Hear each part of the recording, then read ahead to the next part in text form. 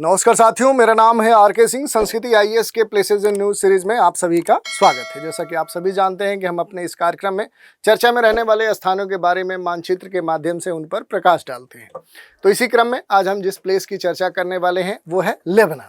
Lebanon क्यों चर्चा में है, इस पर पहले बात करेंगे और फिर इससे जुड़ी हुई जो भी महत्वपूर्ण बातें हैं उन पर भी मानचित्र के माध्यम से चर्चा करेंगे। देखिए, चर्चा में क्यों है लेबनान, तो देखिए लेबनान इस समय बड़े स्तर पे चर्चा में है क्योंकि इजराइल के निशाने पर है।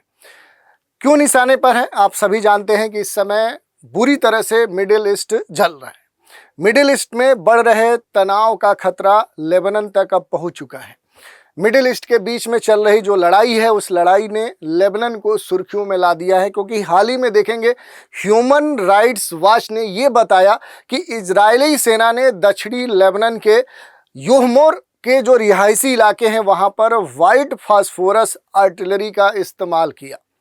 सफ़ेद जो फास्फोरस आर्टिलरी है उसका इस्तेमाल किया और इसी कारण से देखेंगे तो लेबनान इस समय चर्चा में है। तो इसी के बारे में आज हम जानने का प्रयास करेंगे कि आखिर क्या पूरा मुद्दा था और किस चीज़ का इस्तेमाल किया गया, ये वाइट फास्फोरस आर्टिलरी है क्या, और खास तौर पे देखें इजराइल को निशाना क्यों बनाया जा रहा है। तो लेबनान इस समय खास तौर पे चर्चा में है। संघर्ष, राजनीति, वाइट फास्फोरस, ये सब कारण हैं जिस कारण से आप देखेंगे कि लेबनान चर्चा में है। और भी बहुत सारे कारण हैं जिसको लेकर देखें तो लेबनान चर्चा में है। अगर थोड़ा सा संक्षिप्त रूप से पहले इसके भूमिका की बात करें कि लेबनान पर आखिर किसका राज है, तो लेबनान में प्रधानमंत्री जो नवाफ सलाम है उन्हीं की लीडरशिप में एक काम करने वाली सरकार नियुक्त है। नवाफ सलाम पहले इंटरनेशनल कोर्ट ऑफ जस्टिस के प्रेसिडेंट रह चुके हैं। इसी बीच लेबनानी आर्म्ड जो फोर्सेज है उसके पूर्व जो कमांडर जोसेफ हैं, जो इस समय राष्ट्रपति के तौर पे यहाँ पर काम कर रहे हैं। और सबसे खास बात क्या है कि लेबनान क्यों बना है इजराइल का टारगेट, ये एक बड़ा प्रश्न है कि इजराइल क्यों इस तरह के अटैक लेबनान के ऊपर कर रहा है। तो इजराइल और लेबनान के बीच में हाल ही में जो तनाव है वो काफ़ी हद तक एक तरह से लेबनानी जो मिलिटेंट ग्रुप है जो हिजबुल्लाह है उससे जुड़े रहे हैं। ये ऑर्गेनाइजेशन मुख्य रूप से दक्षिणी लेबनान में काम करता है और लंबे समय से इजराइल के साथ टकराव की स्थिति में रहा है। ईरान से जुड़े जो भी मौजूदा क्षेत्रीय तनाव है उस तनाव के दौरान देखें तो खबर है कि हिजबुल्लाह ने इजराइल की ओर एक रॉकेट और ड्रोन लॉन्च किए। इन हमलों को ईरान के सुप्रीम लीडर की हत्या का बदला का कहीं न कहीं एक स्वरूप बताया गया। और इस समय देखें तो इसी परिस्थिति में देखें तो जो यहाँ पर लेबनान है इसके ऊपर इस तरह के जो अटैक है वो होते हुए दिखे हैं। अगर लेबनान की ही बात करें कि लेबनान में जो भी यहाँ पर डेमोग्राफिक जो संरचना है कि वो क्या है, एक बड़ा फैक्टर है। 1932 से कोई ऑफिशियल जो आबादी है उसकी जनगणना यहाँ पर नहीं हुई है, लेकिन यूनाइटेड स्टेट डिपार्टमेंट ऑफ जो स्टेट है उसके कुछ अनुमानों ने देश के डेमोग्राफिक जो बनावट है उसके बारे में कुछ सीमित जानकारी दी है, जिसके अनुसार देखेंगे लेबनान की लगभग 65% से 70% जो आबादी है वो मुस्लिम है और इसमें सुन्नी और शिया दोनों समुदाय रहते हैं। इस आबादी में शिया मुसलमान की कुल जो आबादी है वो लगभग आप देख सकते हैं कि वो 30% के आसपास है, या कह सकते हैं लगभग 32% है। लेबनान में शिया समुदाय ज़्यादातर दक्षिणी जो लेबनान है, जो बेका घाटी है, जो बेरूत के दक्षिणी इलाके हैं वहाँ पर ज़्यादा वास करती है और इन्हीं इलाकों को हिजबुल्लाह की गढ़ माना जाता है।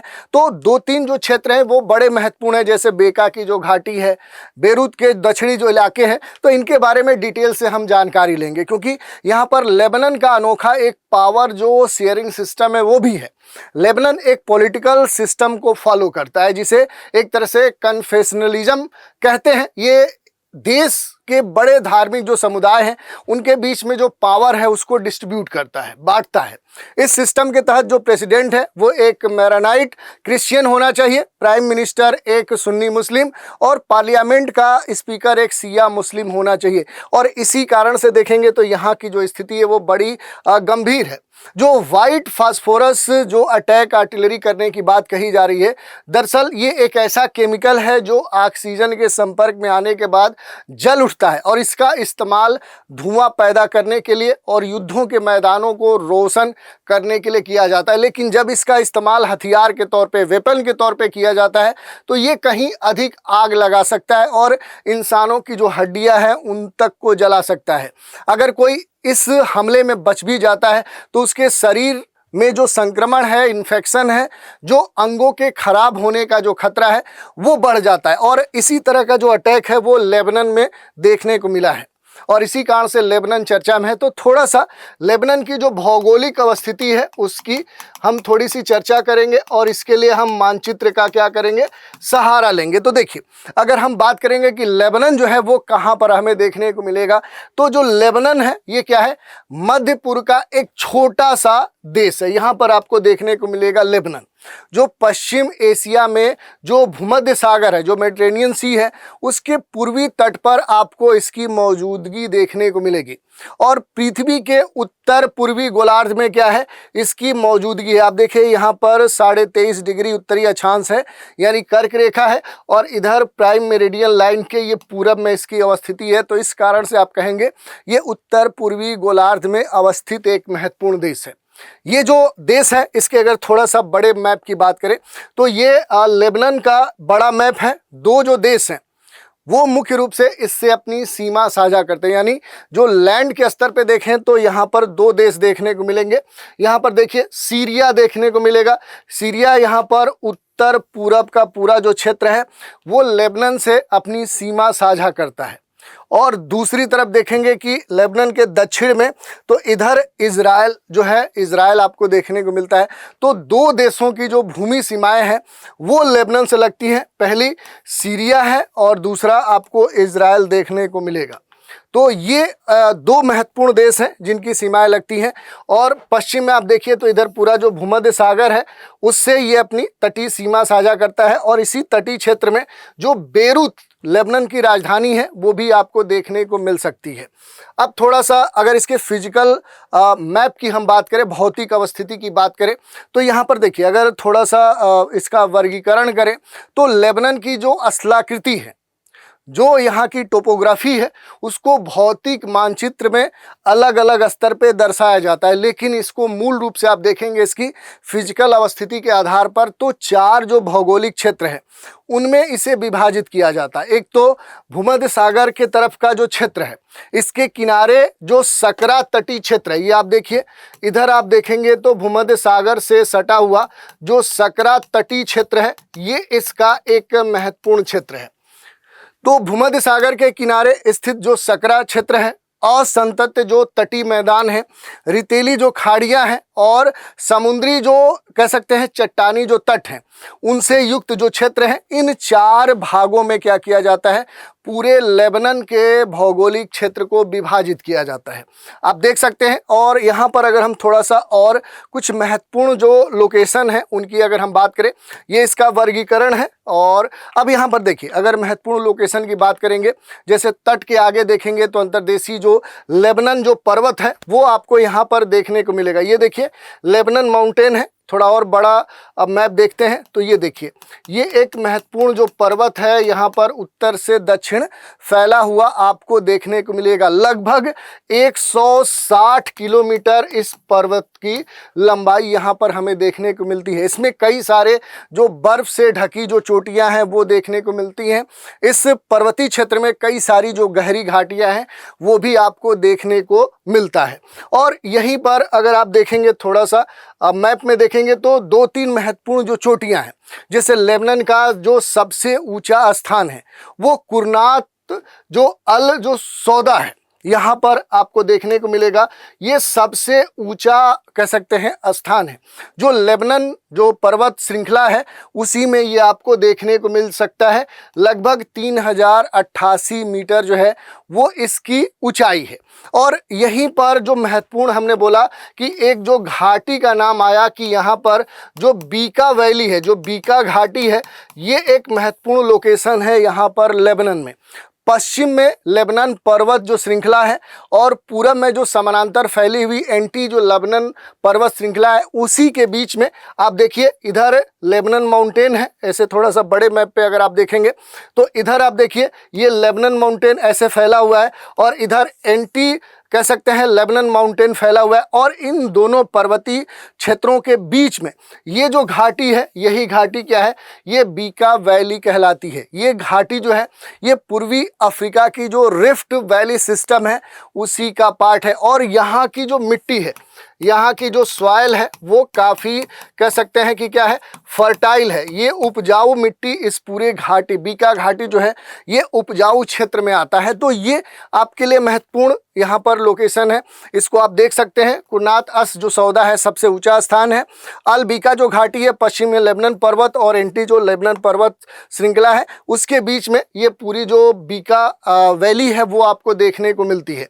अब यहाँ पर अगर हम देखें जो महत्वपूर्ण तौर पे जो नदियाँ हैं, नदियों की अगर हम बात करेंगे तो नदियों में यहाँ पर सबसे जो महत्वपूर्ण नदी है, क्योंकि पहाड़ों में एक से अधिक दर्जनों कह सकते हैं कि बड़ी छोटी जो नदियाँ हैं वो प्रवाहित होती हैं, जिसमें से सबसे जो महत्वपूर्ण नदी यहाँ पर आपको देखने को मिलेगी वो यहाँ पर महत्वपूर्ण लिटानी जो रिवर है वो आपको यहाँ पर देखने को मिलेगी। थोड़ा सा अगर बड़े मैप पे जाएंगे तो ये देखिए ये जो नदी है जिसका नाम है लिटानी रिवर, ये यहाँ की सबसे महत्वपूर्ण नदी है, क्योंकि ये बीका जो यहाँ पर वैली है इससे प्रवाहित होती है।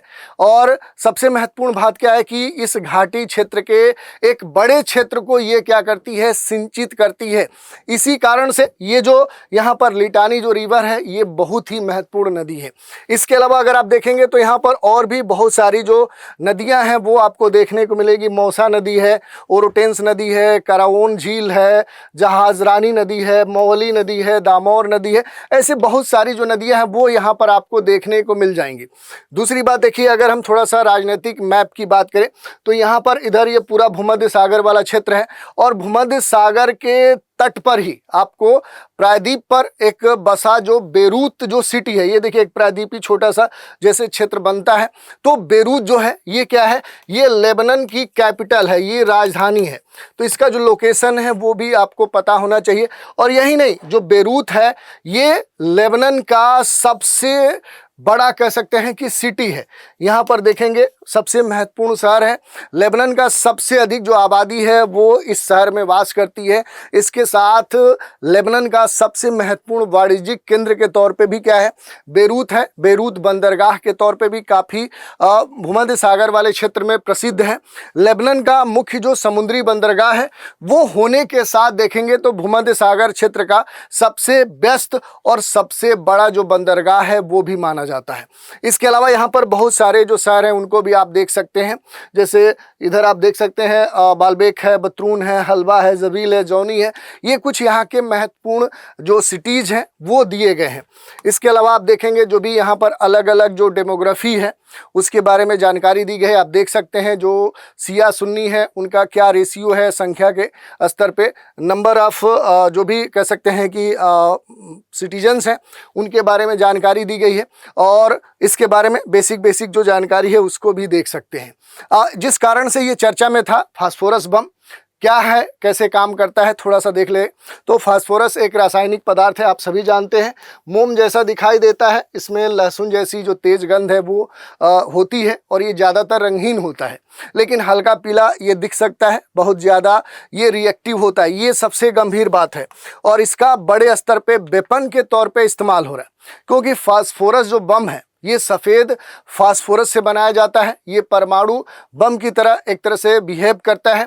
जब तक फास्फोरस पूरी तरह से जलकर खत्म नहीं होता तब तक आग और तबाही ये फैलाता है। धमाका होने पर फास्फोरस के छोटे छोटे जो कण हैं वो हवा में फैल जाते हैं और ये कण ऑक्सीजन के संपर्क में आते ही जलने लगते हैं। आसपास की सारी जो ऑक्सीजन है उसको एब्जॉर्ब कर लेते हैं, सोख लेते हैं।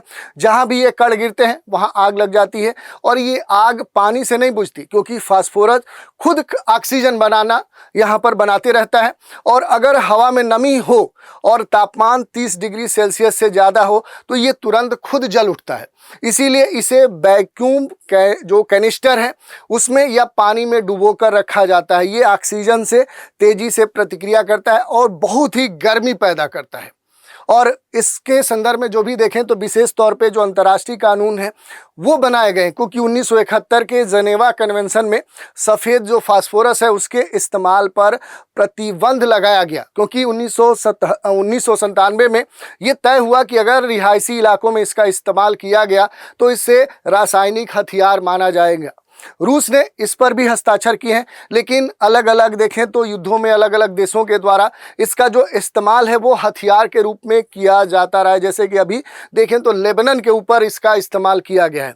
फास्फोरस बम का जो इस्तेमाल है कहाँ कहाँ होता है, तो इसका मुख्य जो इस्तेमाल है धुआं जो स्मोक स्क्रीन है बनाने में, मुख्य रूप से दुश्मनों को दिखाई ना दे वैसी परिस्थिति उत्पन्न करने के लिए किया जाता है। लड़ाकू जो विमान है उनसे फेंकने पर ये गर्मी पैदा करता है। दुश्मन की जो हीट सीकिंग मिसाइल है उसको अपनी ओर खींच लेता है, इससे विमान बच जाता है। लेकिन अगर इसे रिहायशी इलाकों में फेंका जाता है तो ये बड़ा ही खतरनाक साबित हो सकता है। इतिहास में कई बार इसका इस्तेमाल होने का जिक्र मिलता है और फिर से एक बार इसका जो इस्तेमाल है वो चर्चा में है, जिस कारण से देखें तो ये बड़ी ही गंभीर स्थिति पैदा करता है। तो इसी के संदर्भ में आज हमने लेबनान की चर्चा कर ली और उससे जुड़े हुए जो भी महत्वपूर्ण लोकेशन है उन पर भी चर्चा की। तो आज के एपिसोड में इतना ही। आप सभी हमारे साथ बने रहें, इसके लिए धन्यवाद।